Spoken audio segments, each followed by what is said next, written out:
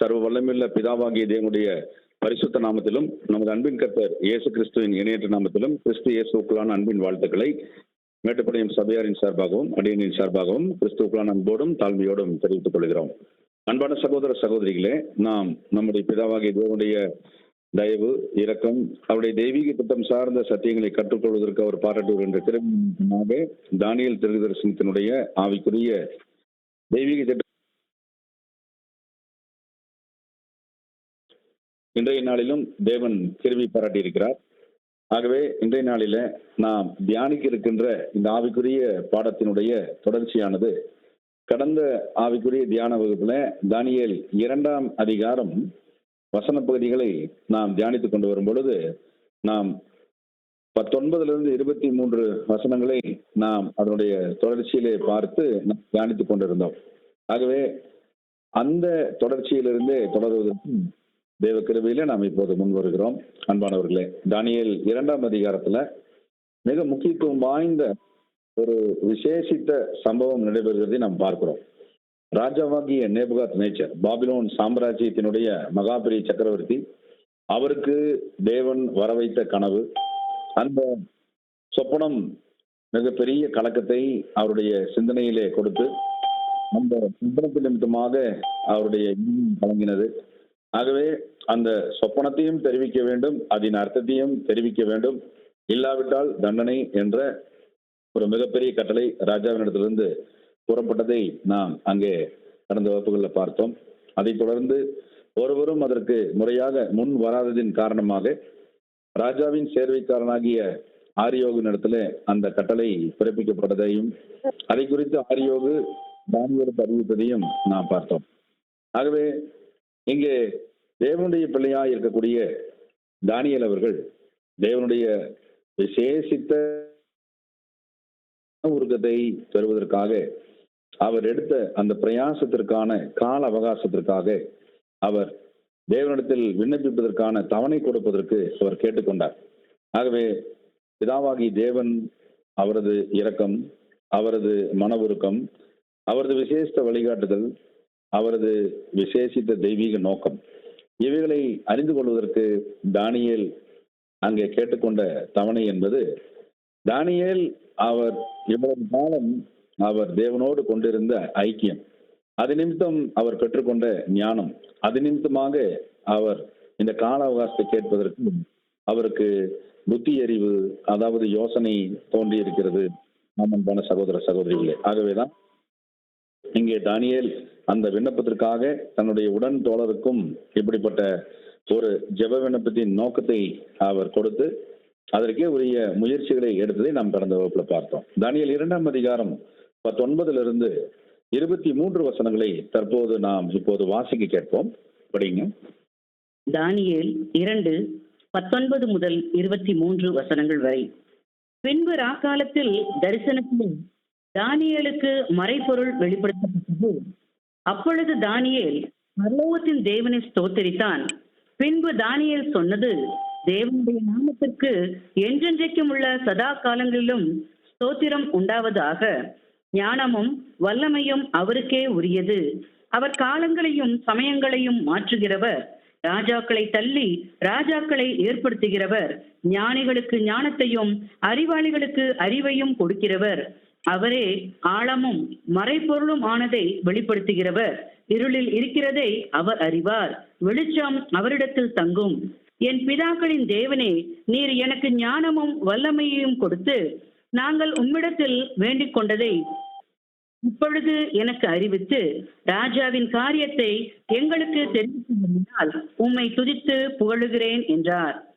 ஆம், அன்பான சகோதர சகோதரிகளே, நாம் இங்கே நம்முடைய விசேஷித்த முற்பிதா மற்றும் விசேஷித்த விசுவாச வீரராகிய தானியேலினுடைய வாழ்க்கையை நோக்கும் பொழுது பிதாவாகிய தேவனுக்கு பிரியமானவராக காணப்பட்டார் இந்த தானியேல்.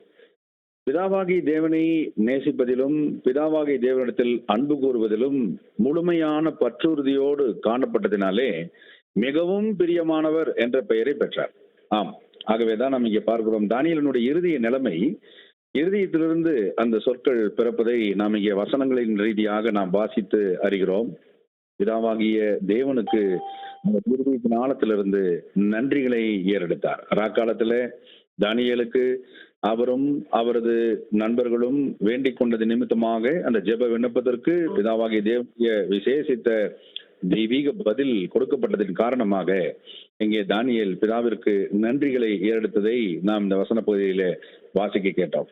குறிப்பாக பிதாவாகிய தேவனுடைய பரிசுத்த நாமத்தின் மகிமை பிரஸ்தாபங்களை வசனங்கள் 20 23 முடிய இங்கே தானியேல் அவர் உள்ளன்போடும் சுத்த மனசாட்சியோடும் தாழ்மையோடும் தேவனுடைய மகத்துவங்களை அவர் உணர்ந்த விதத்தை அவருக்கு வெளிப்படுத்தினதை நாம் பார்க்கிறோம்.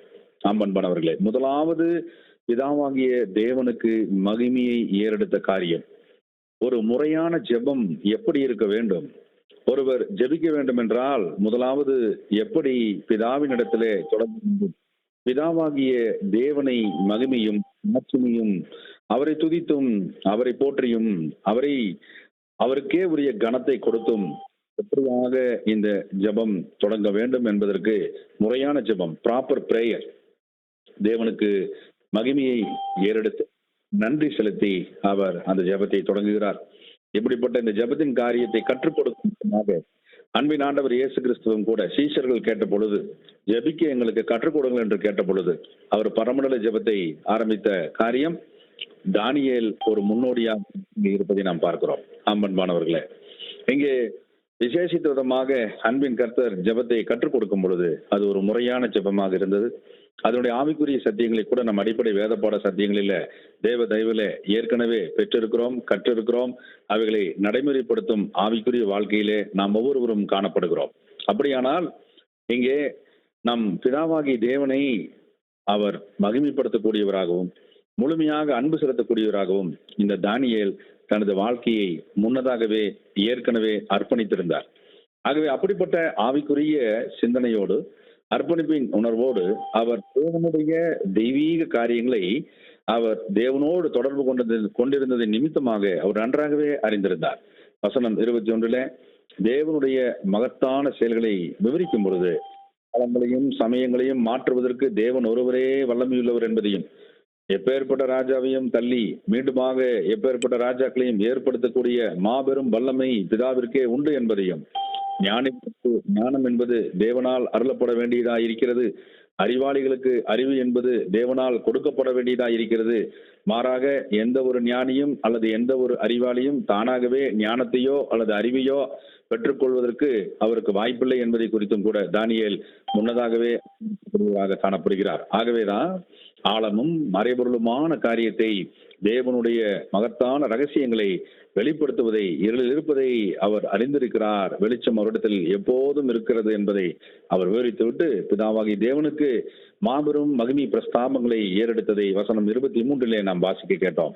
ஆம்பன்மானவர்களே, பிதாவாகிய தேவன் ஒருவரே தானியேலுக்கு ஞானத்தையும் வல்லமையும் கொடுக்க வல்லவர், அவரது பிள்ளைகளுக்கு கொடுக்க வல்லவர்.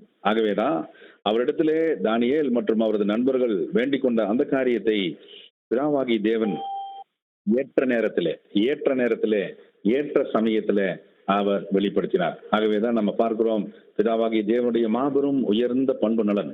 சங்கீதம் 46:1 நாம் வாசிக்கும் பொழுது வாசிக்க கேட்போம். சங்கீதம் 46:1 ஸ்லைட்ல காமிங்க. தேவன் நமக்கு பலனும் ஆபத்து காலத்தில் அனுகூலமான துணையுமானவர்.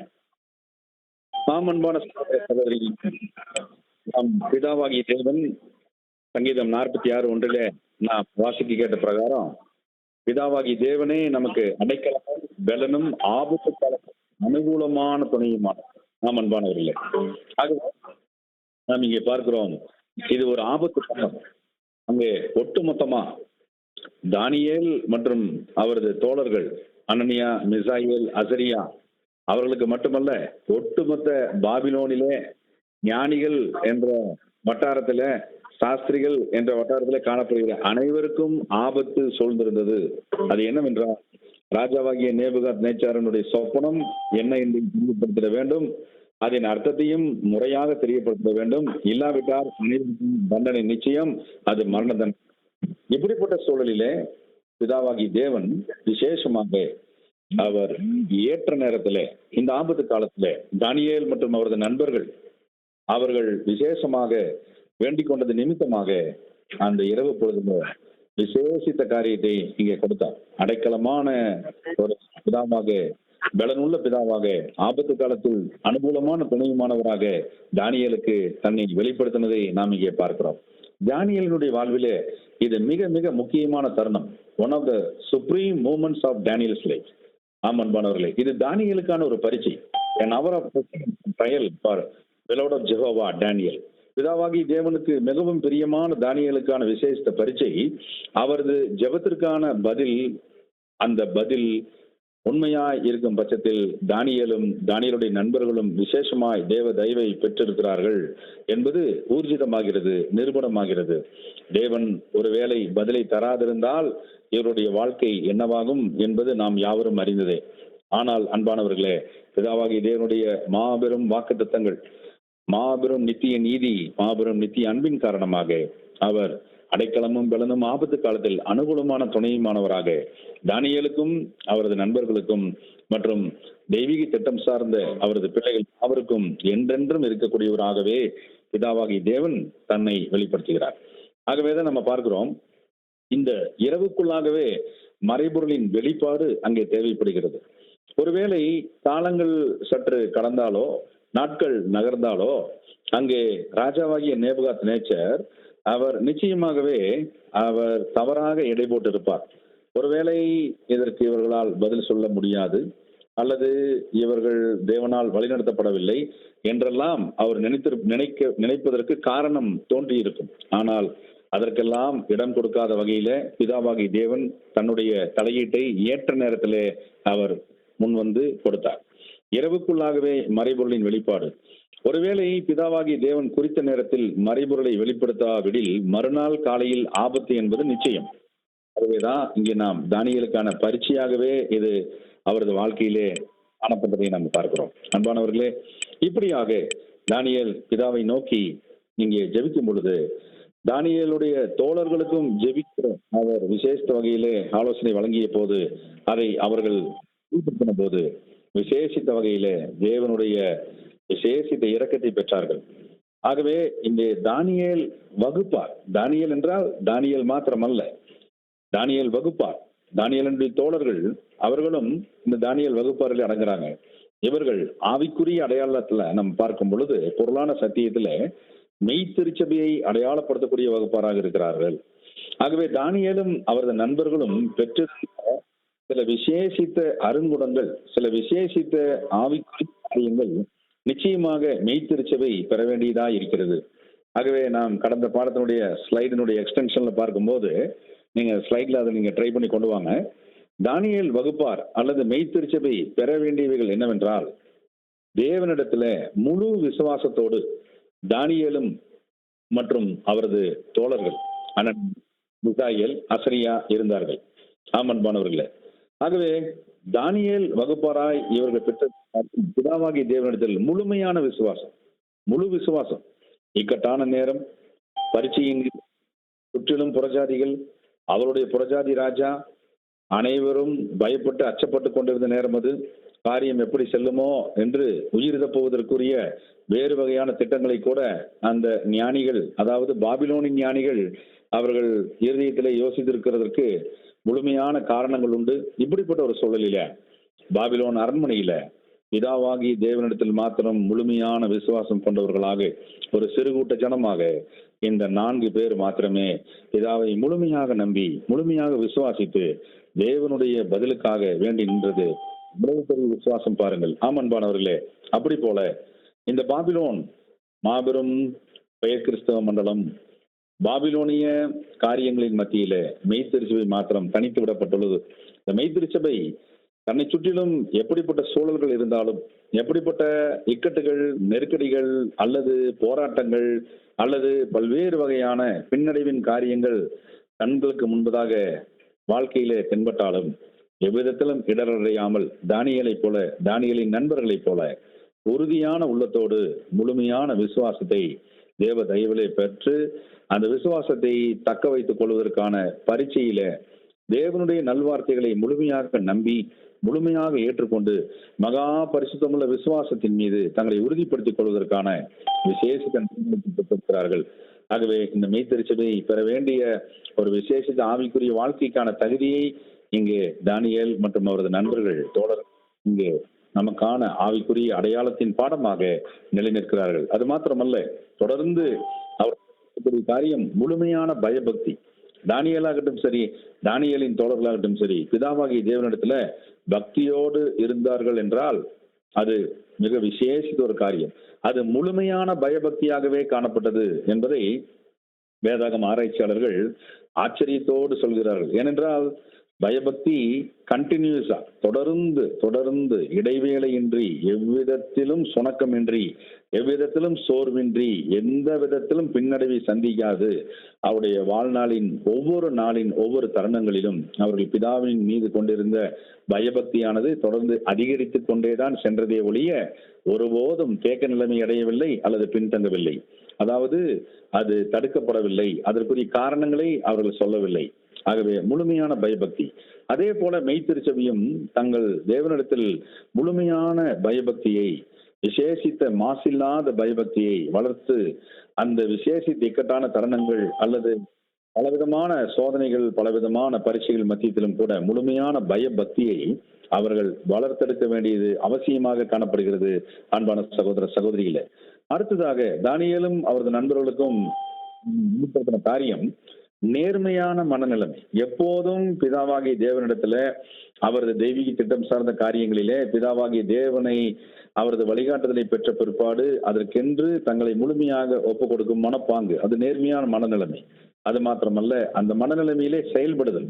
இப்படியாக மெய்த்திருச்சபைக்கான பாடம் அங்கே வைக்கப்படுகிறது. சத்தியம் சார்ந்த தெய்வீக திட்டங்களிலே பிதாவாகி தேவனை தொடர்பு கொள்ளும் பொழுதும், அதை செயல்படுத்தும் பொழுதும், வாழ்க்கையில அவைகளை நடைமுறைப்படுத்தும் பொழுதும் நேர்மையான மனநிலையோடு, ட்ரூத்ஃபுல் ஹார்ட்டா, இருதயத்துல உறுதியுள்ள நேர்மையுள்ள சிந்தனையோடு செயல்படும் பாங்கை நாம் தானியேல் மற்றும் அவரது நண்பர்கள் காரியத்திலே பார்க்கலாம். புறஜாதியினுடைய அரண்மனை, புறஜாதி ராஜா பல்வேறு விதங்களிலே, பல சூழல்களிலே, பல சந்தர்ப்பங்களிலே அவர் செயல்படக்கூடிய காரியங்கள் மற்றும் அவரோடு இருக்கக்கூடிய அரசாங்க அதிகாரிகள் பல்வேறு விதங்களிலே இருந்தாலும் தானியேலுடைய நண்பர்களோ ஒருபோதும் பின்னடைவை காண்பிக்கவில்லை. நேர்மையான மனநிலையோடு பிதாவை அவரது வழிகாட்டுதலையே முன்னிறுத்தினார்கள். தொடர்ந்து நாம் பார்க்கிறோம்.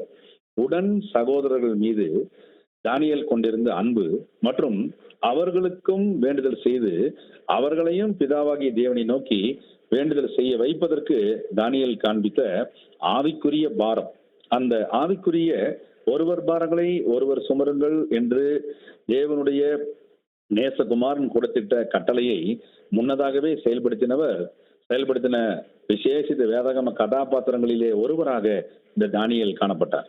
அன்பான சகோதர சகோதரிகளே, ஆகவே இவைகள் நமக்கு ஒரு விசேஷித்த ஒரு பாடமாகவே காணப்படுகிறது. அது மாத்திரமல்ல, அடுத்ததாக ஆபத்து என்றாலும் தேவனிடத்தில் நம்பிக்கை கொண்டிருக்கக்கூடிய ஒரு விசேஷித்த பாங்கு. தானியேல் மற்றும் அவரது நண்பர்களுக்குரிய உயிருக்கு ஆபத்துகள் அங்கே ராஜாவின் கட்டளை மூலம் இருந்தாலும் கூட அங்கே தானியேலும் அவரது நண்பர்களும் சோர்வடையவில்லை. ஆமன்பானவர்களே, அது மாத்திரமல்ல, தானியேல் கொண்டிருந்த விசேஷித்த மனோபாவம் மிகச்சரியான சோதனை நேரத்தில் மிக முறையான உயர்த்தல். ஆகவே இது ஒரு விசேஷித்த காரியம். இதுவும் இங்கே மெய்த்திருச்சபைக்கு கொடுக்கப்படக்கூடிய ஆவிக்குரிய பாடமாகவே காணப்படுகிறது. உடன் சகோதரர்களையும் தேவனிடத்துல ஜெபத்தில் இணைத்து, ஜெபத்துல தேவனுடைய இரக்கத்தை கேட்பதற்காக இணைத்து ஜெபிக்க வைத்தல். இதுல ஒரு மிக முக்கியமான காரியத்தை பார்க்கிறோம். உடன் சகோதரர்களுக்காக வேண்டிக் கொள்ளுங்கள் என்ற பரிசுத்த பவுலினுடைய ஆவிக்குரிய வசனங்களை நாம் வாசித்திருக்கிறோம். ஆகவே சபையாக ஜெபித்தல் மற்றும் உடன் விசுவாச அங்கங்களாக ஜெபித்தல் என்பதற்குரிய ஒரு முன்மாதிரியை தானியேல் மற்றும் அவரது தோழர்கள் காண்பித்திருப்பதை நாம் இங்கே அறிகிறோம். அன்பானவர்களே, இப்படியாக பிதாவாகி தேவன் பேசுவதையில இங்கே தானியேல் மற்றும் அவரது தோழர்களுடைய ஜெபத்தை அவர் கேட்டு பதில் கொடுத்தார். கொடுத்திட்ட பதில்களுக்கு தானியேல் கொண்டிருந்த விசேஷித்த அசைக்க முடியாத நம்பிக்கையை நாம் வசன பகுதியிலே வாசிக்க கேட்டோம்.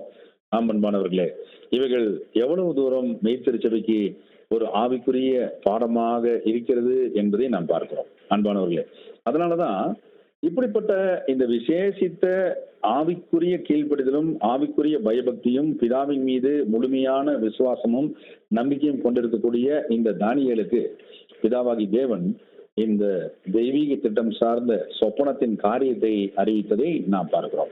ஆகவே நாம் தற்போது வசன பகுதிகள் தானியேல் 2ஆம் அதிகாரம் 24 மற்றும் 25 வசனத்தை வாசிக்க கேட்போம். படிங்க. தானியேல் 2:24-25. பின்பு தானியேல் பாபிலோனின் ஞானிகளை அழிக்க ராஜா கட்டளையிட்ட ஆரியோகினிடத்தில் போய், பாபிலோனின் ஞானிகளை அழிக்காதேயும், என்னை ராஜாவின் முன்பாக அழைத்து கொண்டு போம், ராஜாவுக்கு அர்த்தத்தை தெரிவிப்பேன் என்று சொன்னான். அப்பொழுது ஆரியோகு தானியேலை ராஜாவின் முன்பாக தீவிரமாய் அழைத்து கொண்டு போய், சிறைப்பட்டு வந்த யூதேயா தேசத்தாரில் ஒரு புருஷனை கண்டுபிடித்தேன், அவன் ராஜாவுக்கு அர்த்தத்தை தெரிவிப்பான் என்றான். ஆம், அன்பான சகோதர சகோதரிகளே, இங்கே வாசிக்க கேட்ட இந்த சத்திய வசன பகுதிகளில இங்கே பிதாவாகிய தேவனுடைய தெய்வீக வழிநடத்துதலை பெற்றிட்ட இந்த தானியேல் விசேஷமாக ஆபத்து காலத்திலே அனுகூலமான துணையுமாக பிதாவாகிய தேவன் செயல்பட்டு தன்னை தனக்கு இந்த தெய்வீக திட்டத்தை வெளிப்படுத்துவதன் காரணமாக முதலாவது அவர் பிதாவாகிய தேவனைத்தான் தொடர்பு கொண்டார். ஆரியோகி தொடர்பு கொள்ளவில்லை என்பதை நாம் இங்கே கவனிக்க வேண்டும். வசனங்கள் அங்கே 19 பின்பு ராக்காலத்திலே தரிசனத்திலே தானியேலுக்கு மறைபொருள் வெளிப்படுத்தப்பட்டது என்ற உடனே தானியேல் உடனடியாக ஆரியோகனிடத்திலே செல்லவில்லை, அல்லது ராஜாவின் தலைவர்களிடத்திலே பிரபுக்களிடத்திலே செல்லவில்லை. எப்பொழுதுமே தானியேல் பிதாவாகிய தேவனையே முதன்மைப்படுத்துவார், பிதாவாகிய தேவனையே பிரியப்படுத்துவார், பிதாவாகிய தேவனையே மகிமைப்படுத்துவார். ஆகவே இந்த தானியேல் வகுப்பாராகிய மெய்த்திருச்சபையும் அவிதமாகவே செயல்பட வேண்டும், சிந்திக்க வேண்டும். வாழ்நாள் முழுவதும் பிதாவாகிய தேவனையே முதன்மை ஸ்தானத்திலே வைக்க வேண்டும். அவர் almighty God is the first, self last. சுயநலம் சார்ந்த காரியங்கள் கடைசியாக தேவனுடைய அனுமதி இருந்தால் அதை செயல்படுவதற்குரிய வாய்ப்பு. இப்படித்தான் தானியேல் பிராக்டிக்கலா அவருடைய நேர்மையுள்ள இருதயத்தை வெளிப்படுத்தினார்.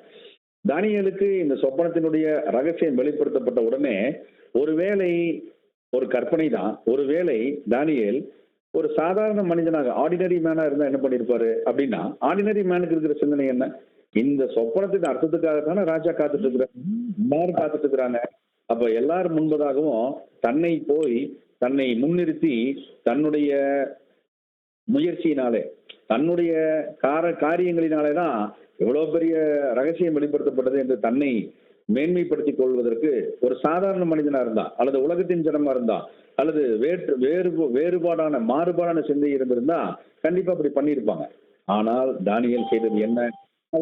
பிதாவாகிய தேவனுக்கு மகிமையும் கனத்தையும் நன்றியும் ஏறெடுத்து பிதாவாகிய தேவனுக்கு அவர் கொண்டிருந்த பயபக்தியை உண்மையாகவே அவர் கொடுத்து தொடர்ந்து அவர் தேவனுடைய வழிநடத்தலின் பேரிலேயே செயல்பட்ட அந்த பாங்கு, விசேஷித்த அந்த தெய்வீக வழிநடத்தலுக்கான தானியேல் இடத்துல அற்புதமாக இங்கே வெளிப்படுத்தப்படுறதை பார்க்கிறோம். ஆகவேதான் பிதாவாகிய தேவனுக்கு எப்போதும் மிக மிக மிக பிரியமானவராகவே தானியேல் சிந்தித்தார், செயல்படுத்தினார், குணங்களை வெளிப்படுத்தினார்.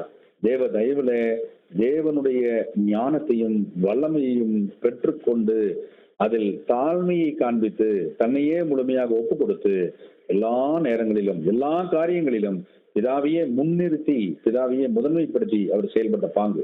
பிற்பாடுதான் பிதாவாகிய வழிநடத்தலை அவர் பெற்றார். இப்போது நீங்கள் ஆரியோகை தொடர்பு கொள்ளலாம். எப்பேற்பட்ட தெய்வீக வழிநடத்துதல், எவ்வளவு பெரிய பரலோகத்தின் மேலாதிக்க வல்லமைகள் என்பதை நம்முடைய சிடிஆர் அவர்கள் குறிப்பிடுகிறார். ஆகவேதான் நம்ம பார்க்கிறோம் இங்கே விசேஷமாக தானியேல் இங்கே ராஜாவின் சேர்வைக்காரனாகிய ஆரியோகனிடத்திலே போய் இன் மோர் கான்பிடன்ட் வே முழு தீர்மானமாக பதிலளிக்க முன் வந்துள்ளதாக அவர் தெரிவித்தார். ஆமன்பானவர்களே, பிதாவாகிய தேவனுடைய தயவால் மாத்திரமே அது சாத்தியம். பிதாவாகிய தேவனுடைய தயவால் முழு தீர்மானமாக பதிலை அளிக்க முன் வருகிறோம், சொப்பனத்தின் அர்த்தத்தை தெரிவிக்க முன் வருகிறோம். இந்த காட்சியை நாம் வசனங்களிலே வாசிக்கும் போது அங்கே கலந்துரையாடல் எப்படி நடந்திருக்கும் என்பதை நாம் இந்த சத்தியத்தை கேட்டுக்கொண்டிருக்கிற அனைவருமே ஒரு வினாடி ஒரு கணம் நம்முடைய மனக்கண்கள் முன்பதாக நிறுத்தி பார்ப்போம். ஏனென்றால் ஆரியோக் உட்பட ராஜாவின் பிரதானிகள் எல்லாரும் இந்த காரியத்திற்கான விடையை தேடிக்கொண்டிருக்கிறார்கள் பரபரப்பாக. யாராவது சொல்ல மாட்டாங்களா? யாராவதுக்கு இந்த விஷயத்தை பற்றி தெரிவிக்கப்படாதா? இதனுடைய காரியம் என்னவாய் போய் முடியும்? ஒருவேளை ராஜா தண்டனை கொடுத்துருவாரோ, அதன் மூலம் நம்முடைய உயிர்கள், நம்ம ஜீவனெல்லாம் பறி போயிடுமோ, நம்முடைய குடும்பங்கள் என்ன ஆகுமோ என்ற கவலைகள், என்ற பிரச்சனைகள் பல விதங்களில் அவர்களை திரும்ப சிக்கலித்துக் கொண்டிருக்கக்கூடிய தருணங்களை அவர்கள் சந்தித்திருப்பார்கள். அப்படியானால் இங்கே இவைகளை முறைப்படுத்தி இந்த காரியத்தை குறித்து தேவனிடத்திலே உண்மையாகவே பதிலை பெற்றிட்ட இந்த தானியேல் இந்த பதிலை முறையாக அரசாங்கத்திலே கொண்டு போய் சேர்ப்பதற்கு அவர் தேவ தயவை பெற்று, ஏனென்றால் இது தானியேலுடைய வாழ்க்கையிலே மிக மிக முக்கியமான தருணம். The very young Jewish man, இளம் யூத வாலிபன். அப்போ ஏற்கனவே இவர் ராஜாவின் அரண்மனையில தேவனுடைய தயவில், தேவனுடைய பயபக்தியில் வாழ்ந்த வாழ்க்கையை பற்றி சில பிரதானிகளிடத்திலே அவர் சாட்சி பெற்றிருந்தார். அதிலும் ஒருவர் ஆரியோகு. நாம் ஏற்கனவே தியானித்திருக்கிறோம். தானியேல் அவர் ஏற்கனவே ரிக்வெஸ்ட் வச்சிருந்தார் அவங்க இடத்துல, மரக்கறி உணவுகளையே நாங்கள் உட்கொள்கிறோம், அதாவது சைவ உணவுகளையே. மற்றவர்களைப் போல தேவன் கிருபையில நாங்கள் இருப்போம், நலமுடன் இருப்போம் என்று தெரிவித்த நல்நம்பிக்கையின் அடிப்படையிலே தேவன் அந்த 10 நாட்களுக்கான டெஸ்ட் அவங்க ராஜாவின் பிரதானிகள் செய்த கூட தானியேல் முன் வந்து இந்த ரிக்வெஸ்டை வைத்து தேவ தயவை பெற்று அவர் தங்களுடைய காரியங்களை வெளிப்படுத்தினதன் மூலம் அந்த மற்ற பிள்ளைகளை காட்டிலும் தானியேலும் அவரது நண்பர்களும் மிகுந்த ஆரோக்கியத்தோடு உடல்நலத்தோடு இருப்பதை அந்த மந்திரி பிரதானிகள் பார்த்தாங்க. அதில் ஆரியோகும் ஒருவர். ஆகவே தானியேல் மீது ஏற்கனவே முன்னதாகவே ஆரியோகு நம்பிக்கை கொண்டிருந்தார். அப்படிப்பட்ட இந்த ஆரியோகின் இடத்துல சென்று பாபிலோனின் ஞானிகளை அழிக்காது என்று தானியேல் முதல் வார்த்தை நாம் இங்கே கவனிக்கணும். வேதாகம ஆராய்ச்சியாளர்களும் வேதாகம ஆச்சரியத்தின் உச்சிக்கே செல்கிறார்கள். ஏனென்றால் இந்த ஞானம் பிதாவாகிய தேவனால் அருளப்பட்ட ஞானம். பிதாவாகிய தேவனே தானியேலுக்கு இப்பேற்பட்ட விசேஷித்த ஞானத்தையும் வல்லமையும் கொடுத்திருப்பதாக வசனம் 23 ஏற்கனவே தானியேல் அங்கே தேவனுக்கு மகிமை ஏறெடுத்து விட்டுத்தான் இப்பொழுது தேவ தயவுல தேவ வழிநடத்தலில ஆரியோகி சந்திக்க இந்த மீட்டிங் வர்றார். வசனம் 23 பிதாக்களின் தேவனே என்று முற்பிதாக்களின் பிதாவாகி தேவனை அவர் நன்றியோடு நினைவு கூறுவதையும், அடுத்த ஆவிக்குரிய சத்திய வார்த்தையிலே நீர் எனக்கு ஞானமும் வல்லமையும் கொடுத்திருக்கிறீர் என்று பிதாவாகி தேவன் தனக்கு கொடுத்திட்ட ஞானம் வல்லமை அவரிடத்திலிருந்தே புறப்பட்டு வந்திருக்கிறது அவருக்கு என்பதையும் அவர் அங்கீகரித்ததை நாம் பார்க்கிறோம். ஆகவே இப்படிப்பட்ட அந்த ஞானத்தின் வார்த்தை தான் பாபிலோனின் ஞானிகளை அழிக்காதேயும். ஏனென்றால் ராஜாவுடைய பிரத்யேக செக்ரட்டரி இந்த ஆரியோகு தான் கட்டளையை அவர் பாஸ் பண்ணணும், நடைமுறைப்படுத்தணும். அதனால யார் இந்த கட்டளையை அங்கே செயல்படுத்த இருக்கிறாங்களோ முதல் போய் தானியேல் ஸ்டே ஆர்டர் வாங்குறாருங்களாம். ஆகவே வேதாகம ஆராய்ச்சியாளர்கள் ஆச்சரியத்தின் விளிம்புக்கே போறாங்க. ஏனென்றால் ராஜா கட்டளை கொடுத்தா கூட அதை செயல்படுத்த வேண்டிய இடத்துல ஏற்கனவே அதற்குரிய ஒரு பொறுப்பிலே நியமிக்கப்பட்டிருப்பது தான் ஆரியோகு. அவரிடத்திலே போய் தேவன் அருளின ஞானத்திலே இந்த தானியேல் பேசுகிறார், முதல் பாபிலோனின் ஞானிகளை அழிக்காதே. எவ்வளவு பெரிய அன்பு, இரக்கம், தயவை தானியேல் இங்கே வெளிப்படுத்துகிறார். இது பிதாவாகிய தேவனுடைய குணலட்சணங்களின் தொகுப்பு. ஆகவே இப்போது ஆரியோகுனுடைய மனநிலை என்னவாயிருக்கும்? ஆச்சரியம், பிரமிப்பு, திகை. அடுத்த வார்த்தை, என்னை ராஜாவின் முன்பாக அழைத்துக் கொண்டு போம். எவ்வளவு கான்பிடன்டான, எவ்வளவு முழு தீர்மானமான நம்பிக்கை உள்ள இருதயத்தை வெளிப்படுத்தினார் பாருங்க. அப்ப ராஜாவுக்கு முன்பதாக சாதாரணமாக யாரோரையும் அழைத்துக் கொண்டு போக முடியாது அந்த காலங்களிலே. காரணம், உரிய காரணத்தை முன்னதாகவே தெரிவித்து அதற்குரிய அனுமதியை பெற்றால் ஒழிய ராஜாவின் கொலு மண்டபத்துக்கு, அதாவது ராஜ தர்பாருக்கு அழைத்து செல்லப்படுவதற்கு பாபிலோனிய சட்ட விதிகள் இடம் கொடுக்காது.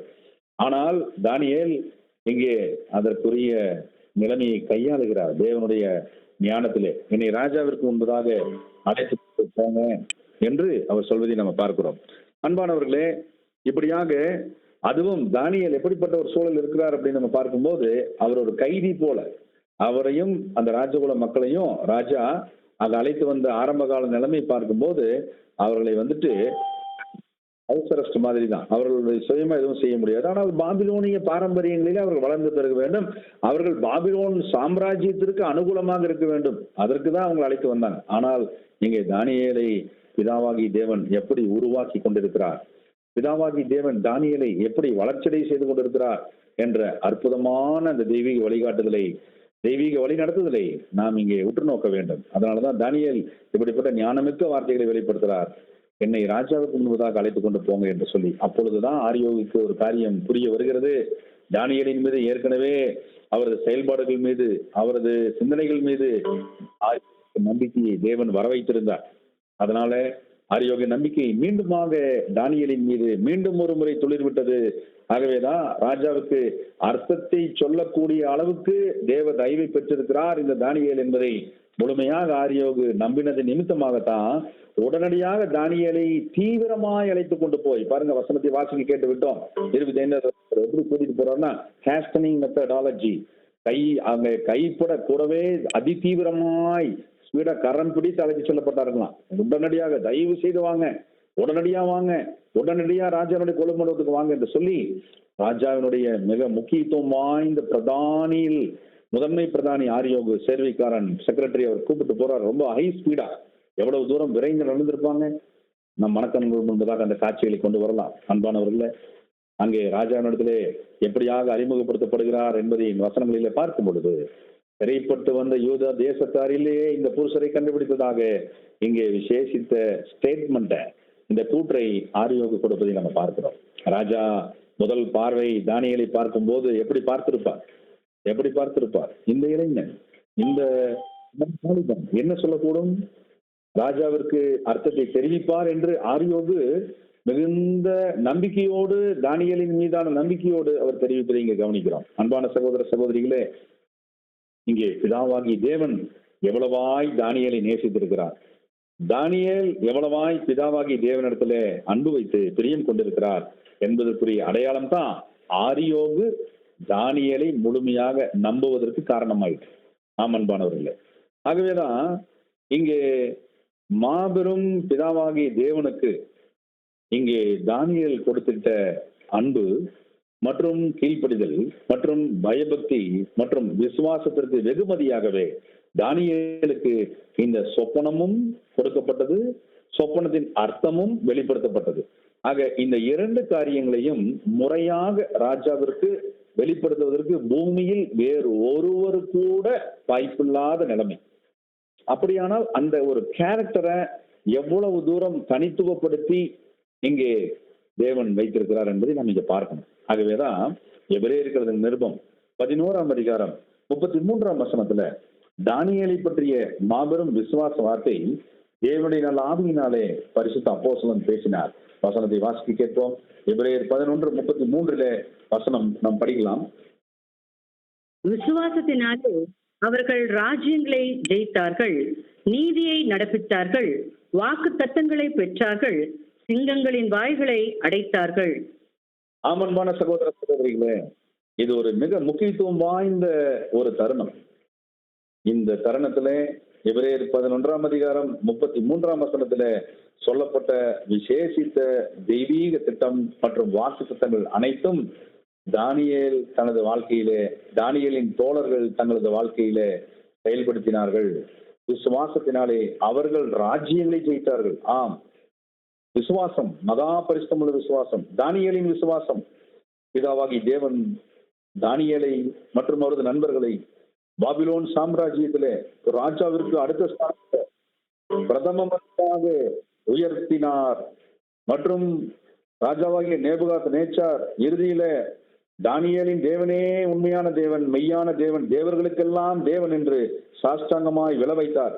ஆகவே ராஜாவை விழ வைத்தால் ராஜ்யத்தை விழ வைத்ததற்கு சமம். ஆமன்பானவர்களே, ஆகவே தானியேலும் அவரது நண்பர்களையும் இளம் பிராயத்திலேயே பிதாவாகி தேவன் உருவாக்கினார். அவர் God Almighty prepares a great leader. நமது மகா பரிசுத்தமுள்ள பிதாவாகி தேவன் மாபெரும் தலைவரை உருவாக்கி கொண்டிருந்தார். ராஜ்யத்தை ஜெயிக்கக்கூடிய ராஜ்யத்தின் ஜெயபுத்திரனை உருவாக்கினார். அது மாத்திரமல்ல, நீதியை நடப்பித்தார்கள். தானியேல் அவரது நண்பர்களும் தேவனுடைய நீதியை நடப்பித்தார்கள். பிரமாணத்தின் விதிமுறைகளை கை கொண்டார்கள்.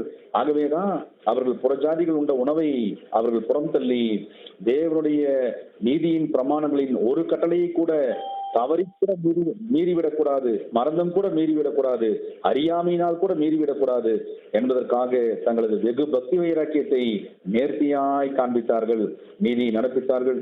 ஆகவே வாக்குத்தத்தங்களை பெற்ற மாபெரும் ஆசீர்வாத அனுபவத்தை அவர்கள் பெற்றார்கள். அது மாத்திரமல்ல, அவர்களை அடைத்த தேவனுடைய தாசனாகி தானியேலின் அனுபவத்தை நாம் ஏற்கனவே வேத வசனங்களிலே கற்றிருக்கிறோம், பெற்றிருக்கிறோம்.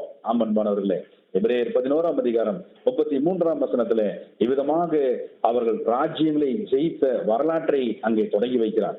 ராஜா முதலாக தானியேலை பார்த்த பார்வை, தானியேல் பிரதியுத்தரமாக ராஜாவின் கண்களை நோக்கினது. தானியேல் ராஜ சமூகத்திலே ராஜாவை முகமுகமாய் பார்த்து முதலாக நாம் பார்க்கிறோம். எப்படிப்பட்ட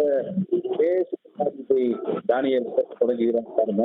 வசனங்களை நாம் வாசிக்க கேட்போம். முதலாக ராஜாவிற்கான அந்த ஒரு சந்திப்பு எப்படி தொடங்கினது? தானியேல் 2ஆம் அதிகாரம் 26 மற்றும் 27 மற்றும் 28 ஆகிய இந்த 3 வசனங்களையும் வாசிக்க கேட்போம். தானியேல் 2:26 முதல் 28 வசனங்கள் உடைய. ராஜா பெல்தேஷாத்சார் என்னும் நாமமுள்ள தானியேலை நோக்கி, நான் கண்ட சொப்பனத்தையும் அதன் அர்த்தத்தையும் நீ எனக்கு அறிவிக்க கூடுமா என்று கேட்டான். தானியேல் ராஜ சமூகத்தில் பிரதியுத்திரமாக, ராஜா கேட்கிற மறைபொருளை ராஜாவுக்கு தெரிவிக்க ஞானிகளாலும் ஜோசியராலும் சாஸ்திரிகளாலும் குறி சொல்லுகிறவர்களாலும் கூடாது.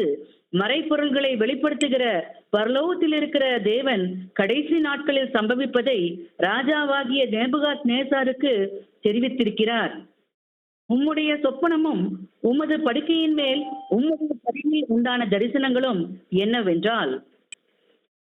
அன்பான சகோதர சகோதரிகளே, இங்கே நம் சர்வ வல்லமையுள்ள பிதாவாகிய தேவனுடைய தாசனாகிய, தேவனுக்கு மிகவும் பிரியமுள்ள ஊழியனாகிய தானியேல் அங்கே சர்வ வல்லமை பொருந்திய, பூமிக்குரிய விதத்திலே வல்லமை பொருந்திய பாபிலோன் சாம்ராஜ்யத்தினுடைய சாம்ராட் சக்கரவர்த்தி நேபுகாத் நேச்சாரை பார்த்து சொல்லக்கூடிய தெய்வீக ஞானத்தின் வார்த்தை என்னவென்றால் நாம் வாசிக்க கேட்டோம்.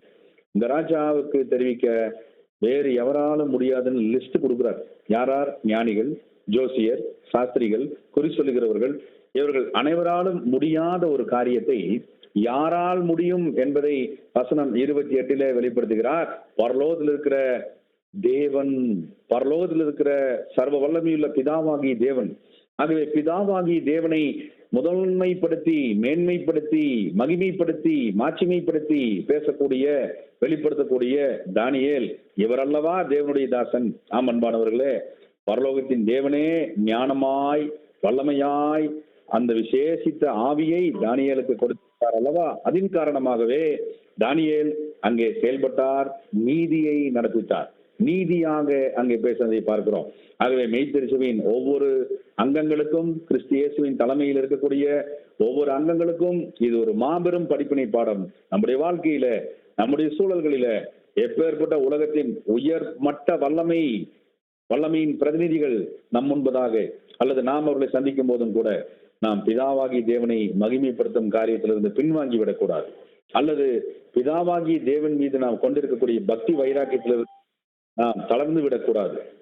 கடைசி நாட்களிலே சம்பவிப்பதை ராஜாவாகிய நேபுகாத் நேச்சாருக்கு தெரிவிக்கக்கூடிய விசேஷித்த இரக்கமும் தயவும் பிதாவாகிய தேவனிடத்திலிருந்தே புறப்பட்டது என்ற மாபெரும் சத்தியத்தின் தெய்வீக திட்டத்தை இங்கே விசேஷமாக தானியேல் அவர்கள் விளக்க தொடங்கினார். எப்பேற்பட்ட ஒரு ஆவிக்குரிய நோக்கத்தை தேவன் கொண்டிருக்கிறார் என்பதை புறஜாதியாக இருந்தாலும், தேவனை பற்றி முழுமையாக அறியாதவராக நேபுகாத் நேச்சார் ஒருவேளை இருந்தாலும் கூட அவரும் அந்த காலத்திற்கே உரிய சத்தியத்தை கற்றுக்கொள்ளும் விதமாக அவர் தானியேலின் மூலம் நெறிப்படுத்தப்படுவதற்கும் வழிகாட்டப்படுவதற்கும் தேவன் கொடுத்த நல்வாய்ப்பை தானியேல் அங்கே பயன்படுத்தின விதத்தை நாம் பார்க்கிறோம்.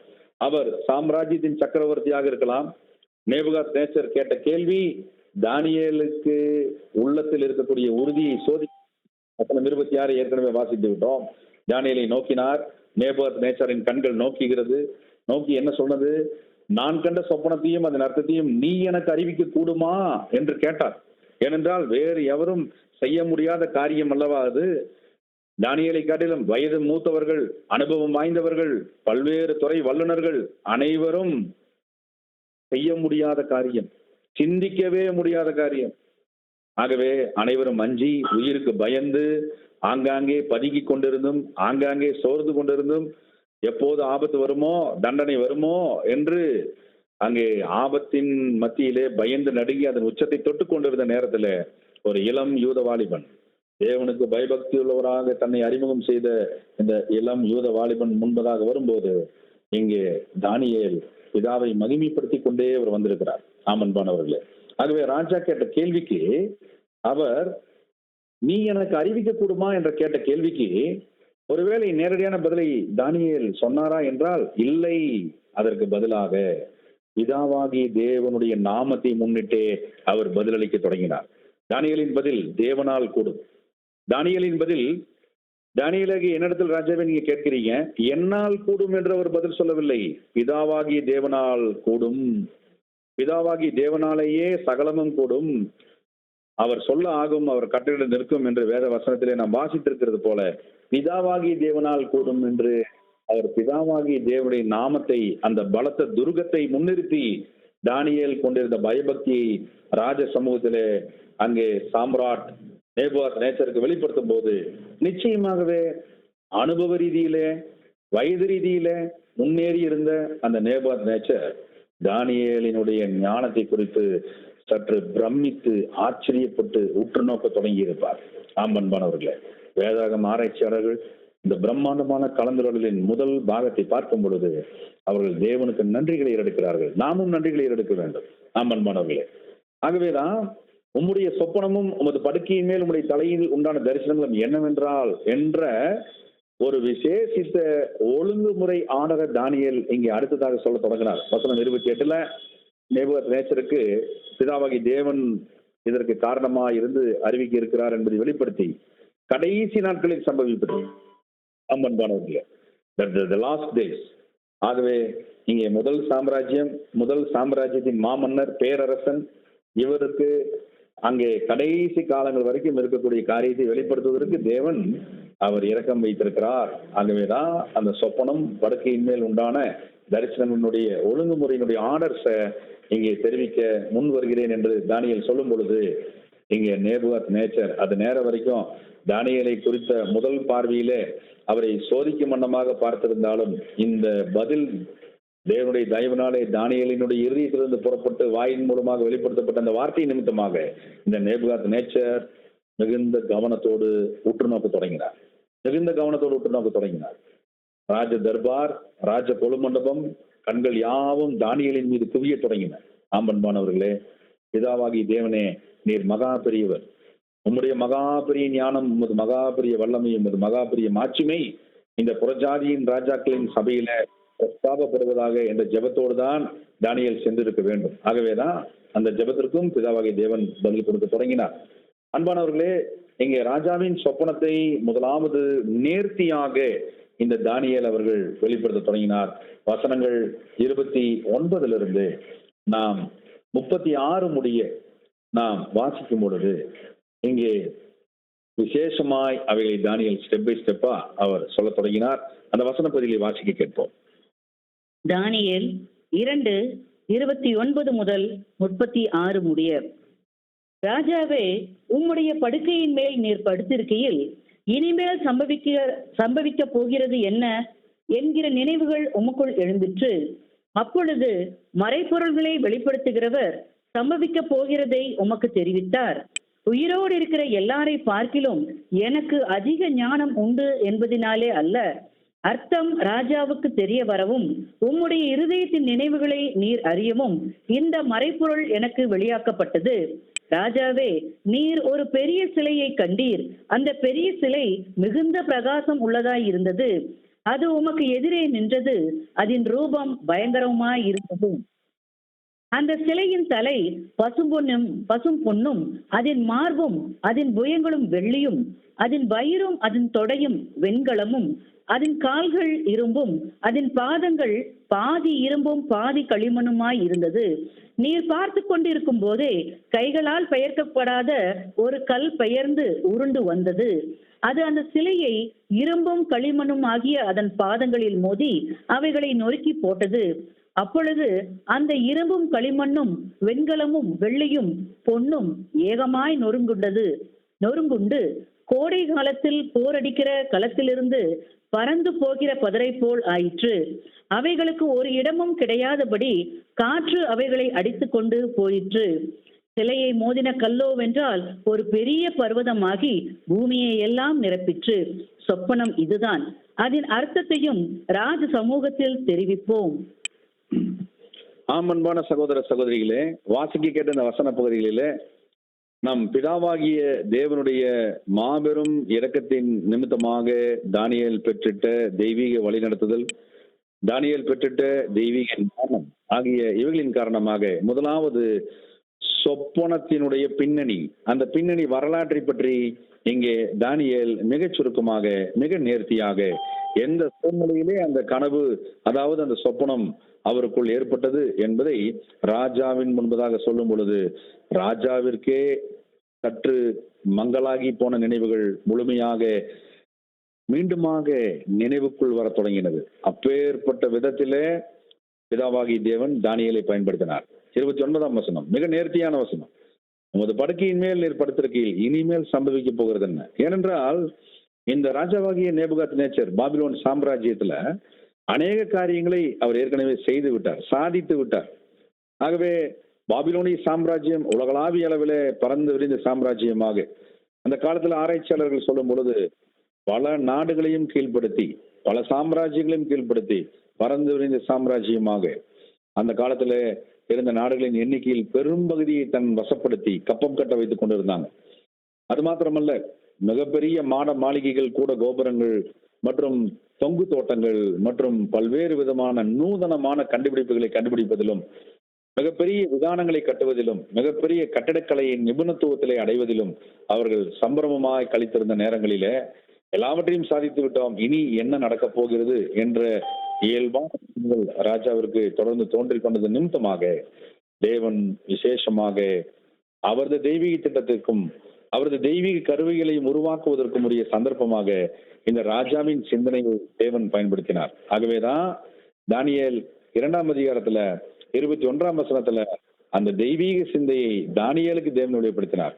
தேவனை குறித்து அவர் சொல்லும் பொழுது அவர் காலங்களையும் சமயங்களையும் மாற்றுகிறவர், ராஜாக்களை தள்ளி ராஜாக்களை ஏற்படுத்துகிறவர், ஞானிகளுக்கு ஞானத்தையும் அறிவாளிகளுக்கு அறிவியும் கொடுக்கிறவர் என்று பிதாவினுடைய மாபெரும் குணாதிசயங்களை, மாபெரும் வல்லமையுள்ள ஏற்பாடுகளை பற்றி விவரித்துவிட்டு அந்த ஏற்பாடுகளில ஒன்றுதான் இங்கே முதல் சாம்ராஜ்யம் பாபிலோன் சாம்ராஜ்யம், அதன் முதல் சக்கரவர்த்தி மாபெரும் பேரரசன் நேபுகாத்நேச்சர் அவர்கள் தோன்றின நினைவு, அந்த நினைவை தேவன் பயன்படுத்தினார் அவரது தெய்வீக திட்டத்திற்காக. ஆகவே அது மறைபொருளாக ஒரு சொப்பனமாக அந்த சாம்ராஜ்யத்தின் சக்கரவர்த்திக்கு வெளிப்படுத்தப்பட்ட பொழுது இந்த விசேஷித்த இந்த சொப்பனத்தை பற்றிய ஒரு விசேஷித்த ரகசியம் தேவனுடைய கருவியாக உருவாக்கப்பட்டு கொண்டிருக்கக்கூடிய தானியேல் இந்த சொப்பனத்தையும் அதன் அர்த்தத்தையும் அவர் பெற வேண்டும். அதிநிமித்தமாக அவர் தேவனுடைய கருவியாக உருவாக்கப்பட்டிருப்பதை அனைவரும் அறிந்திருக்க வேண்டும் என்று தெய்வீக தீர்மானம் இங்கே வெளிப்பட்டதை வசனம் 30 பார்க்கிறோம். தானியேல் தன்னுடைய முழுமையான மனத்தாழ்மையை அங்கே வெளிப்படுத்தினார். உயிரோடு இருக்கிற எல்லாரை பார்க்கலும் எனக்கு அதிக ஞானம் உண்டு என்பதனாலே அல்ல, அது அல்ல காரணம். அர்த்தம் ராஜாவுக்கு தெரிய வர வேண்டும். அது மாத்திரமல்ல, இறுதியின் நினைவுகளை, உங்களுடைய நினைவுகளை நீங்களே அறிய வேண்டும்.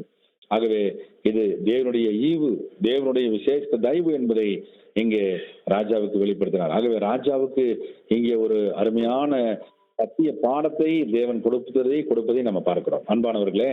ஆகவே தானியேல் என்ற தேவனுடைய கருவியாக அங்கே நேர்த்தியாக செயல்பட்ட விதத்தையும் நம்ம பார்க்கிறோம். இவைகள் எல்லாம் மெய்த்திருச்சுவிக்கே உரிய பாடங்கள். தேவன் எந்த அளவிலே, எந்த விகிதாச்சார அளவிலே பேச சொல்லுகிறாரோ அந்த விகிதாச்சாரத்தை மீறியோ தாண்டியோ தானியேல் ஒருபோதும் சுயத்தை பயன்படுத்தவில்லை, ஒருபோதும் பேசிவிடவில்லை.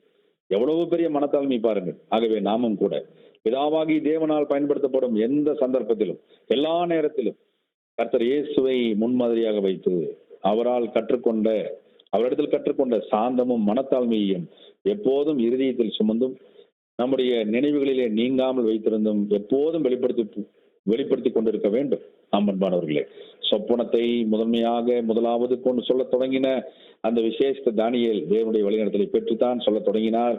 அந்த சொப்பனத்தை அவர் நேர்த்தியாக அவர் விவரிக்க தொடங்கினார். ராஜாவின் கண்கள் அகல விரிந்தன, அவரது இருதயம் கலங்கினது. ஆம், இந்த சொப்பனத்தை அல்லவா நான் கண்டேன் சில நாட்களுக்கு முன்பதாக.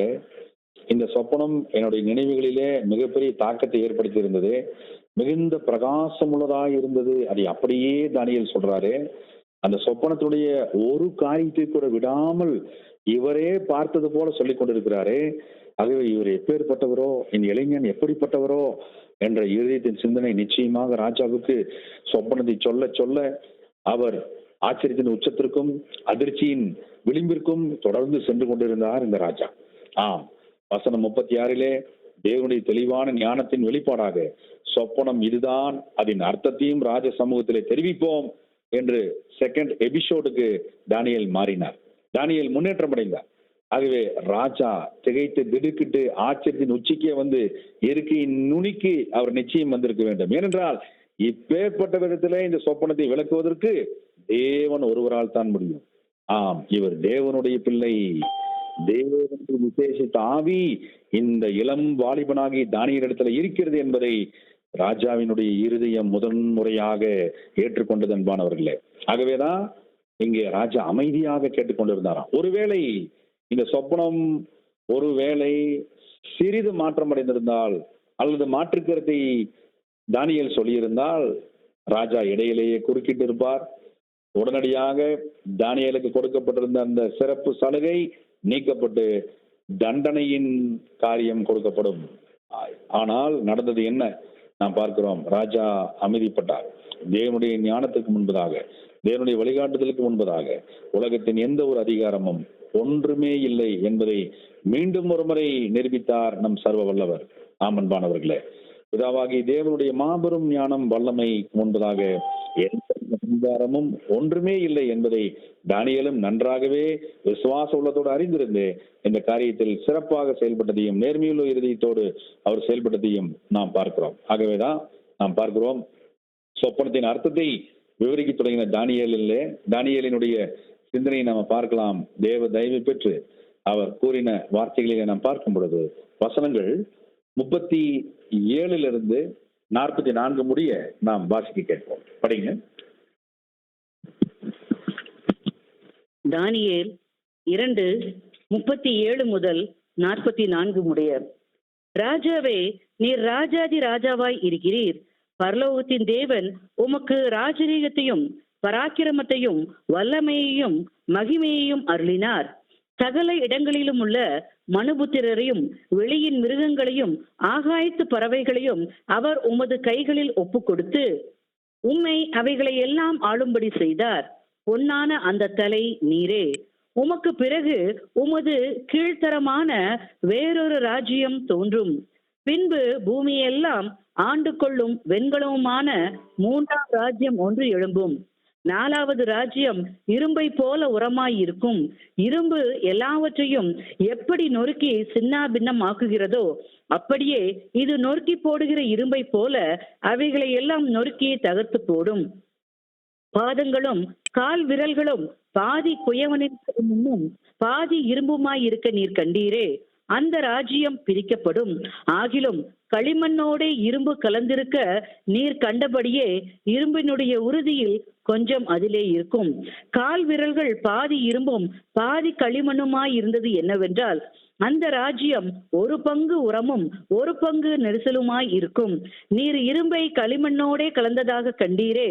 அவர்கள் மற்ற மனுஷரோடே சம்பந்தம் கலப்பார்கள்.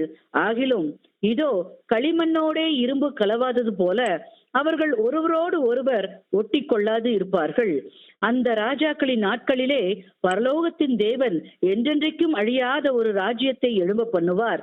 அந்த ராஜ்யம் வேறே ஜனத்திற்கு விடப்படுவது இல்லை. ஒரு கல் கையால் பெயர்க்கப்படாமல் மலையிலிருந்து பெயர்ந்து உருண்டு வந்து இரும்பையும் வெண்கலத்தையும் களிமண்ணையும் வெள்ளியையும் பொன்னையும் நொறுக்கினதை நீர் கண்டீரே. அப்படியே அது அந்த ராஜ்யங்களை எல்லாம் நொறுக்கி நிர்மூலமாக்கி தானோ என்றென்றைக்கும் நிற்கும். அன்பான சகோதர சகோதரிகளே, இங்கே வாசிக்க கேட்ட இந்த சத்திய வசன பகுதியிலே சொப்பனத்தின் அர்த்தத்தை தேவ தயவிலே விசேஷமாக இங்கே தேவனுடைய தாசனாகிய தானியேல் சொல்ல தொடங்கினார். அது எப்பேற்பட்ட ஒரு காரியமாக இருக்கிறது என்றால், இங்கே பிதாவாகிய தேவனுடைய விசேஷித்த தயவு முதல் சாம்ராஜ்யமாக பாபிலோனிய சாம்ராஜ்யம், அதன் சக்கரவர்த்தியாக இங்கே நேபுகாத் நேச்சர், இதற்குரிய அனுமதியை தேவன் தான் கொடுத்திருக்கிறார். இனி சம்பவிப்பது என்ன என்ற எண்ணம் மற்றும் கடைசி நாட்களிலே நடப்பது என்ன, இவைகள் பற்றிய ஒரு வினாக்கள், கேள்விகள் அங்கே ஏற்படுவதற்கும் தேவன் தான் இந்த ராஜாவாகிய நேபுகாத் நேச்சருக்கு அவர் அனுமதி கொடுத்திருக்க வேண்டும். அவர் அனுமதி கொடுத்திருக்க வேண்டும். அன்பானவர்களே, ஆகவே நாம் இங்கே பார்க்கும் பொழுது இப்படிப்பட்ட ஒரு சூழல் மத்தியிலே இங்கே பிதாவாகிய தேவன் அவர் முன்வந்து தனது தெய்வீக திட்டத்தை வெளிப்படுத்தும் பொருட்டாக இங்கே விசேஷ வாய்ப்பை ராஜாவாகிய நேபுகாத் நேச்சர் மூலமாக அங்கே தானியேலுக்கும் கொடுத்தார். தானியேலை தேவனுடைய கருவியாக உருவாக்கும் பொருட்டு இப்படிப்பட்ட ஒரு சந்தர்ப்பத்திலே தேவன் தானியேலுக்கும் அந்த விசேஷத்தை வெளிப்படுத்துவதை கொடுப்பதை நாம பார்க்கிறோம்.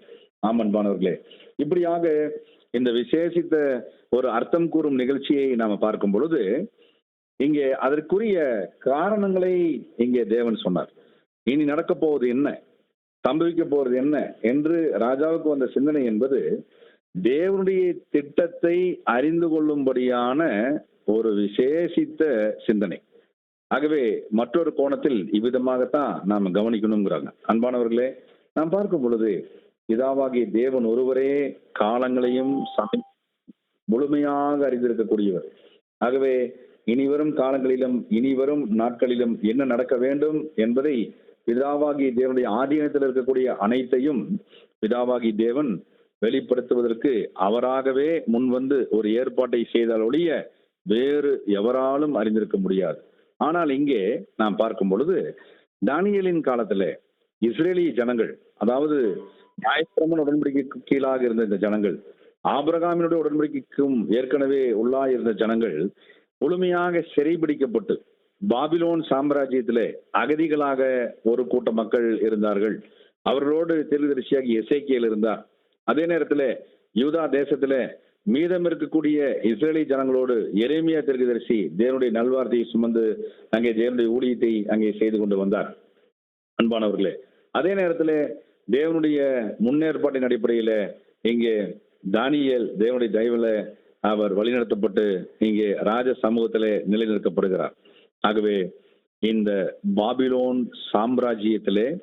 சாம்ராஜ்யத்தின் சக்கரவர்த்தியாக இந்த ராஜாவாகிய நேபுகாத் நேச்சார் அவர்கள் இருந்தாலும் கூட பிதாவாகிய தேவனுடைய மேலாதிக்க வல்லமை, மாபெரும் பிரம்மாண்டமான ஞானத்தின் நிமித்தமாக அவர் இங்கே விசேஷித்த வகையிலே தன்னுடைய ஊழியனாகிய தானியேலை ராஜாவிற்கு அடுத்த ஸ்தானத்திலே இணையாக அவர் உருவாக்குகிறார். ஆமன்பானவர்களே, இந்த தானியேல் இந்த சொப்பனத்தினுடைய விசேஷித்த அர்த்தத்தை உண்மையாய் விவரித்த பிற்பாடு ராஜா அவரை உயர்த்தின காரியம், ராஜா அவரை வைத்த பாங்கு, அவருக்கு கொடுத்த வெகுமதிகள் அங்கே விசேஷித்த வகையிலே காணப்பட்டது. ஆமன்பானவர்களே, ஆகவே தானியேல் இந்த மாபெரும் தெய்வீக திட்டத்தில் அவர் இணைகிறார். தேவனுடைய சொப்பனத்திற்குரிய ஞான அர்த்தத்தை வெளிப்படுத்தக்கூடிய பாங்கினை அவர் பெறும் பொழுது அதற்குரிய வெகுமதி என்பது ஒரு சாதாரணமான வெகுமதி அல்ல. இது ஒரு துவக்கம் தான். ராஜாவாகிய நேபுகாத் நேச்சர் காலத்திலேயே ராஜாவுக்கு அடுத்த ஸ்தானத்திலே படிப்படியாக தானியேல் உயர்த்தப்படுகிறார். அதற்குரிய அடிப்படை காரணம் ராஜாவாகிய நேபுகாத் நேச்சாருடைய சிந்தனையிலே அவர் சிந்தித்த சிந்தனைக்கு தேவன் கொடுத்திட்ட சொப்பனம் மற்றும் சொப்பனத்திற்குரிய அர்த்தத்திற்கு கருவியாக பயன்படுத்தப்பட்ட தானியேல். ஆகவே பிதாவாகி தேவன் ஒரே நேரத்தில் ஒரே காரணத்தை உருவாக்கி பல்வேறு நன்மையான விளைவுகளை செய்வதற்கு அவர் ஒருவரே வல்லமை மிக்கவராகவும் அவர் ஒருவரே தயவு பெருத்தவராகவும் இருக்கிறார். பிதாவாகி தேவனே, நீர் எவ்வளவு பெரியவர், உமது வழிகள் எவ்வளவு ஆச்சரியமானவைகள், மனிதருடைய சிந்தனைக்கு எட்டாதவைகள். ஆமன்பா. ஆகவேதான் தானியேல் தனது மெய்யான மனத்தாழ்மையிலும் தேவனுக்கான பயபக்தியிலுமே அவர் தொடர்ந்து தன்னை அர்ப்பணித்துக் கொண்டிருந்தார். ஆகவே ஒரு மெய் கிறிஸ்துவ வாழ்க்கையில தானியேலை போல, கர்த்தர் இயேசு கிறிஸ்துவை போல மெய்யான மனத்தாழ்மையிலும் மற்றும் தேவனுக்கு உரிய பயபக்தியிலும் நாம் ஒவ்வொருவருமே எப்போதும் காணப்பட வேண்டும். இந்த விசேஷித்த பொக்கிஷத்தை நாம் ஒவ்வொருவரும் அடையும் பொழுது பிதாவாகிய தேவன் நம்மை அவர் நிச்சயம் பயன்படுத்துவார். பிதாவாகி தேவன் நிச்சயம் நம் ஒவ்வொருவரையும் அவரே வழிநடத்துவார். ஆகவேதான் நாம் இங்கே பார்க்கிறோம், இந்த விசேஷித்த சிலையின் தரிசன காட்சியில தேவனுடைய தெய்வீக திட்டம் ஏறக்குறைய 25 நூற்றாண்டுகள் கொண்ட மாபெரும் தொலைதூர திட்டத்தை பற்றிய மாபெரும் தெய்வீக ரகசியத்தை இங்கே ராஜாவாகிய நேபுகாத்நேச்சர், பொன்னான அந்த தலை என்று குறிப்பிடப்பட்டிருக்கிற அந்த ராஜாவுக்கு தேவன் வெளிப்படுத்த சித்தமானார் என்பதை தேவனுடைய தாசனாகி தானியேல் முதல் முறையாக சொல்லும்போது, அந்த தலை நீரே என்று சொல்லும்போது, அதுவரைக்கும் யாருக்கோ அல்லது என்ன அர்த்தமோ என்று சிந்தித்துக் கொண்டிருந்த இந்த ராஜா உடனடியாக கவன குவிப்பு செய்ய தொடங்கி இருப்பார், அதிர்ச்சி அடைந்திருப்பார். அந்த தலை நானா? என்னுடைய ராஜ்யமா? என்னுடைய மகாபரி சாம்ராஜ்யமா?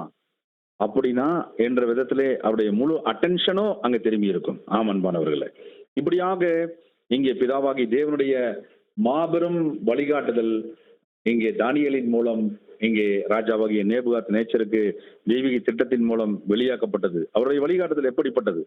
25 நூற்றாண்டுகளாக தொடர்ந்து இனி நடக்கப் போகிற மாபெரும் ரகசியத்தை இங்கே அவரது தாசனாகிய தானியேலின் மூலம் தேவன் வெளிப்படுத்தினார். அன்பானவர்களே, முதலாவது நாம் அடிப்படை வேதப்பாட சத்தியங்களில இந்த விசேஷித்த சத்தியங்களை மிகவும் சுவாரஸ்யமாக, மிகவும் ஆவிக்குரிய விசேஷித்த காரியங்களோடு நாம் கற்றிருக்கிறோம், நினைவு கூறுவோம். முதலாவது இந்த சாம்ராஜ்யம் பாபிலோனிய சாம்ராஜ்யம். அதற்கு தேவன் உலோகங்களிலிருந்து அந்த காரியத்தை ஆரம்பித்தார். அன்பானவர்களே, அந்த உலோகத்துல அங்க முதலாவது சாம்ராஜ்யமாக பாபிலோன் காட்டப்படுகிறது, கொடுக்கப்படுகிறது. பிற்பாடு நாம் பார்க்கிறோம் அது எப்படிப்பட்ட ஒரு ராஜ்யம். அது மேதோ பெர்சிய ராஜ்யம், அது வெள்ளி கோப்பான ஒப்பிடப்பட்டிருக்கிறது. பிற்பாடு நாம் பார்க்கிறோம் மிக முக்கியத்துவம் வாய்ந்த அந்த கிரேக்க ராஜ்யம், வெண்கலமான ராஜ்யம். பிற்பாடு இரும்பை போன்ற அந்த ரோம ராஜ்யம். அதற்கு பிற்பாடு அங்கே 10 விதமான ராஜ்யங்களாக அங்கு பிரிந்திட்ட களிமண்ணும் இரும்பும் கலந்த கலவை. ஆகவே இதனுடைய ஆவிக்குரிய அர்த்தங்களை நாம் ஏற்கனவே சத்திய பாடங்களிலே, அடிப்படை வேதப்பாட சத்தியங்களிலே பெற்றிருப்பதனாலே அதனுடைய முழு விளக்கத்திற்கு நாம் செல்ல போவதில்லை. மாறாக தெய்வீக திட்டம் சார்ந்த பகுதிகளுக்கு, மற்ற பகுதிகளுக்கு நாம் கடந்து செல்ல இருக்கிறோம். ஆகவே இந்த 25 நூற்றாண்டுகள் கொண்ட நீண்ட காலப்பகுதியினுடைய தெய்வீக திட்டத்தின் மாபெரும் ரகசியத்தை இங்கே தானியேலின் மூலம் பிதாவாகி தேவன் ராஜாவாகிய நேபுகாத்நேச்சருக்கு வெளிப்படுத்தினார். இந்த ராஜா எவ்வளவு பிரமித்திருப்பார், எவ்வளவு ஆச்சரியப்பட்டிருப்பார், எவ்வளவு தூரம் தகித்திருப்பார். பரலோகத்தின் தேவனே இந்த காரியத்தை செய்யக்கூடியவர் என்பதை ராஜா நிச்சயமாகவே உணர்ந்து அதற்கே வெகுமதியை, ராஜாவின் பார்வையில மிகப்பெரிய வெகுமதியை தேவனுடைய பிரதிநிதியாக அங்கே இருக்கக்கூடிய தானியேலுக்கு அவர் கொடுக்க மனதில் நிர்ணயித்துக் கொண்டார். அன்பானவர்களே, தானியேலுடைய முதல் சந்திப்பு ராஜாவாகிய நேபுகாத்நேச்சருக்கோ ஒரு பிரச்சனை, அதாவது அவர் மன கிளேசத்தில் இருக்கிறார். ஆனால் தானியேலுக்கோ தேவனுடைய வழிகாட்டுதலை பெற்றுட்ட விசேஷித்த ஆவிக்குரிய சமாதானம். இருதயம் முழுக்க தானியேல் தேவனை சுமந்தவராக, தேவனுடைய நல்வார்த்தைகளை சுமந்தவராக காணப்படுகிறார்.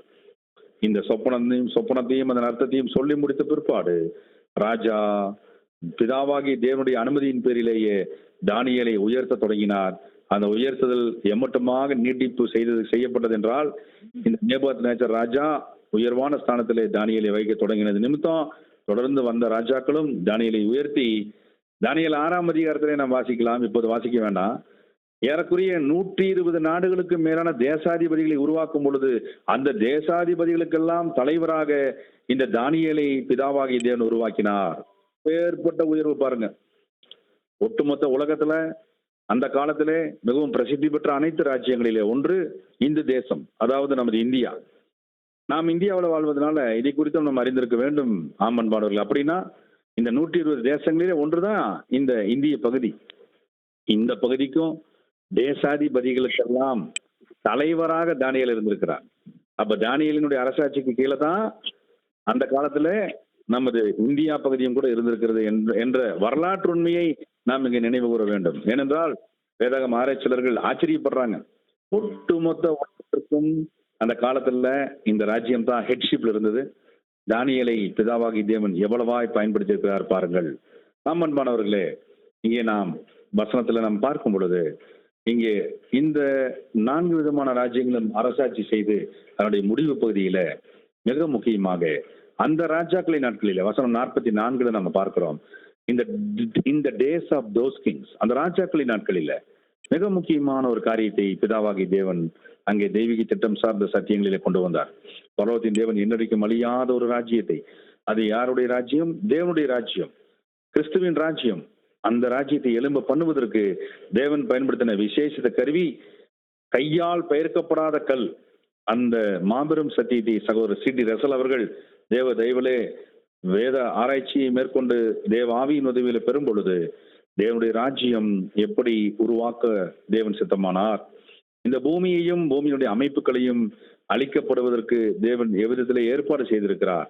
இந்த தேவனுடைய ராஜ்யத்தினுடைய உருவாக்கம் இவ்விதத்திலே தானியேலின் தீர்க்க தரிசனத்தின் மூலம் 44 தானியேல் 2:44 குறிப்பிட்டிருக்கிற பிரகாரமாக தேவனுடைய ராஜ்யம் 5ஆம் உலக பேரரசு கிறிஸ்துவின் ராஜ்யமாக எவ்விதம் உருவாக்கப்பட இருக்கிறது என்பதை இங்கே தேவன் வெளிப்படுத்தினார். அன்பானவர்களே, இப்படியாக மெய்த்திருச்சபையின் கர்த்தர் இயேசு கிறிஸ்துவின் தலைமையின் கீழ், மெய்த்திருச்சபையின் தலைமையின் கீழ் இந்த 5ஆம் உலக பேரரசு உருவாக்கப்படும் காரியம் வரைக்கும் இந்த மாபெரும் சொப்பனத்தின் அர்த்தமானது விவரிக்கப்படுவதை நாம் பார்க்கிறோம். ஆகவே இந்த ராஜ்யத்தினுடைய மிக முக்கியத்துவமா இந்த பாகத்துல விசேஷமா கர்த்தராகிய இயேசு கிறிஸ்துவின் ராஜ்யம், மகிமையின் ராஜாவாக இயேசு கிறிஸ்து, மகிமையின் சபையாக அவரது அருமை திருச்சபை, அந்த ஹெவன்லி கிங்டம் மிக முக்கியமா இந்த தேவனுடைய ராஜ்யத்தினுடைய பாகத்துல பார்க்கிறோம். அடுத்ததாக earthly kingdom, heavenly space of the kingdom, பரலோக ராஜ்யத்தின் பாகம் இந்த ராஜ்யத்துல. அடுத்ததாக மற்றும் ஒரு பாகம் பூமிக்குரிய ராஜ்யத்தின் பாகம். அது நம்ம பார்க்கிறோம் இஸ்ரேலினுடைய தலைவர்கள் முற்பிதாக்களில் தலைமையின் கீழாக உருவாக்கப்படுகின்ற பூமிக்குரிய ராஜ்யம். ஆகவே இந்த ராஜ்ய பாகத்தை இங்கே விசேஷமாக தேவன் உருவாக்க சித்தமாகிறார்.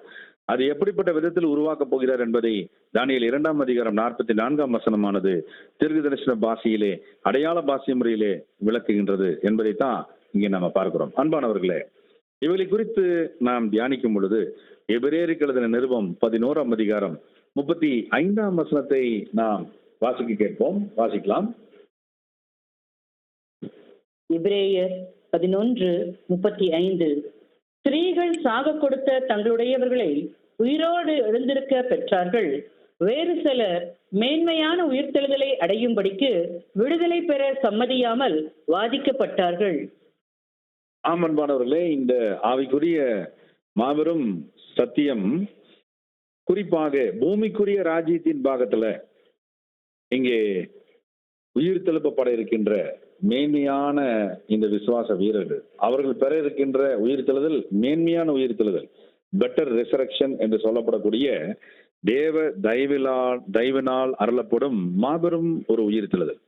இந்த உயிர்த்தெழுப்பப்பட இருக்கின்ற அந்த முற்பிதாக்களின் மூலமாக இந்த பூமிக்குரிய ராஜ்யமானது கட்டமைக்கப்பட இருக்கிறது.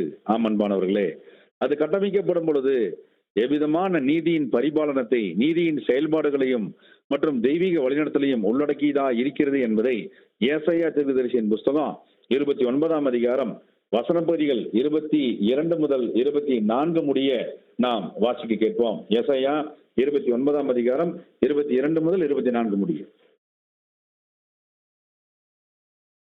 ஆகையால் ஆபிரகாமை மீட்டுக் கொண்ட கர்த்தர் யாக்கோபின் வம்சத்தை குறித்து, இனி யாக்கோபு வெட்கப்படுவது இல்லை, இனி அவன் முகம் செத்து போவதும் இல்லை.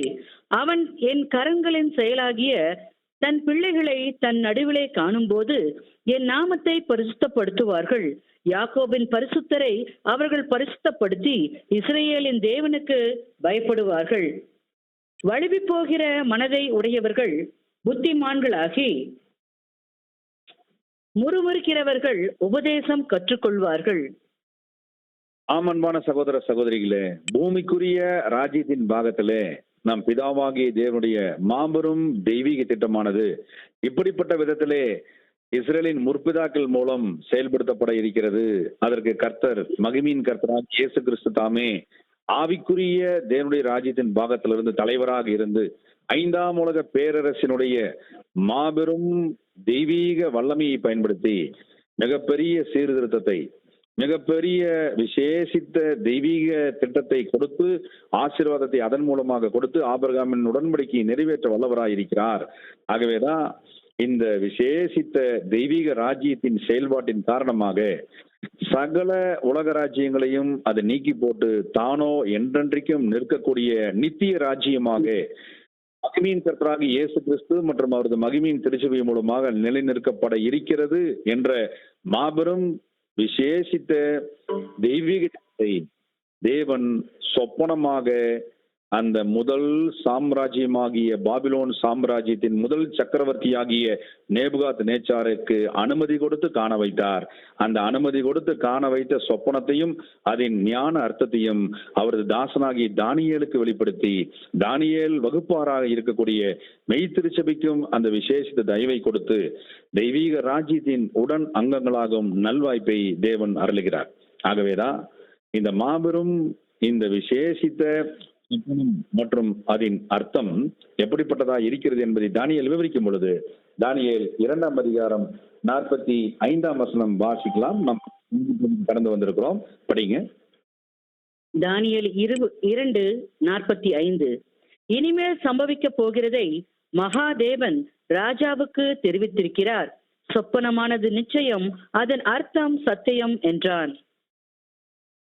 அன்பான சகோதர சகோதரிகளே, இங்கே நாம் கவனிக்கிறோம், இங்கே பிதாவாகிய தேவனை இங்கே தானியேல் மகிமைப்படுத்துகிறார்.